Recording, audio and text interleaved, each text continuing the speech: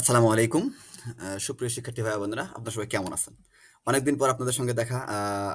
আগে আপনাদের প্রিভিয়াস ক্লাসগুলো আমরা মেবি হোয়াইট বোর্ডে নিয়েছিলাম। তো আমি বলছিলাম ডিফারেন্ট কিছু নিয়ে আসতেছি। তো ধারাবাহিকতায় আজকে আমরা আবার চলে আসছি ফটোসিনথেসিস নিয়ে ছোট্ট একটি গল্প শুনতে। ঠিক আছে? চলো শুরু করি। ফটোসিনথেসিস বা সালোকসংশ্লেষণ। What is photosynthesis? ফটোসিনথেসিস হচ্ছে উদ্ভিদ সূর্যের আলো ব্যবহার করে খাবার তৈরি করে।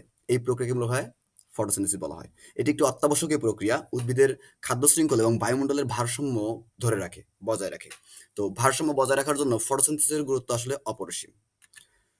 আমরা এবার আসলে দেখব ফটোসিনথেসিসের জন্য প্রয়োজনীয় উপাদানগুলো। কোন, কোন উপাদানগুলো ফটোসিনথেসিসের জন্য অত্যন্ত জরুরি। প্রথমত জানবো সূর্যালোক। সূর্যালোক ফটোসিনথেসিসের জন্য একটি গুরুত্বপূর্ণ উপাদান। পানি, কার্বন ডাই অক্সাইড এবং ক্লোরোফিল। এই ৪ টি উপাদান খুবই বেশি প্রয়োজনীয় ফটোসিনথেসিস প্রক্রিয়া সম্পন্ন করার জন্য।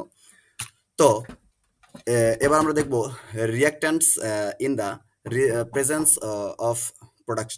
তার মানে যেগুলো রিঅ্যাকশন করে বিক্রিয়া করে যে উৎপাদগুলো তৈরি করে আমি সেগুলো সম্পর্কে কথাবার্তা বলবো। তো সয়ানু কার্বন ডাই অক্সাইড সয়ানু পানির সঙ্গে বিক্রিয়া করে কিসের প্রভাবে? এখানে প্রভাবক হিসেবে কাজ করে হচ্ছে আলো এবং কি ক্লোরোফিল। ক্লোরোফিল প্রভাবক হিসেবে কাজ করার ফলে এখানে উৎপাদ হিসেবে তৈরি হচ্ছে কি গ্লুকোজ এবং অক্সিজেন। তাহলে প্রোডাক্ট হিসেবে তৈরি হচ্ছে কি গ্লুকোজ এবং অক্সিজেন, এবং বিক্রিয়ক হিসেবে কাজ করতেছে কার্বন ডাই অক্সাইড এবং পানি।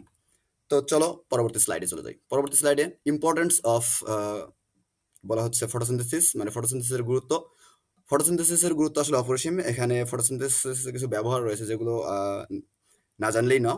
আমরা দেখি প্রথমত আছে অক্সিজেন উৎপাদন করে, খাদ্য তৈরি করে, আবার কি করে কার্বন ডাই অক্সাইড কমায়। বায়ুমণ্ডলে প্রচুর পরিমাণে কার্বন ডাই অক্সাইড সেগুলো কমায়। আমাদের বায়ুমণ্ডলে কার্বন ডাই অক্সাইডের দূষণ আসলে খুবই বেশি, যা এসিড বৃষ্টির জন্য খুব বেশি দায়ী কার্বন ডাই অক্সাইড। তো এটা বিভিন্ন ধোঁয়ার কারণে হয়ে থাকে, এগুলো কমিয়ে থাকে এই ফটোসিনথেসিস। পরিবেশের ভারসাম্য বজায় রাখে এবং জীবজগৎকে টিকিয়ে রাখে। তো এই ছিল আমাদের মূলত আজকে ছোট্ট একটি ক্লাস। দেখা হচ্ছে অন্য কোনো পরবর্তী ভিডিওতে। ততদিন পর্যন্ত ভালো থাকো, সুস্থ থাকো। Thanks for watching. আসসালামু আলাইকুম।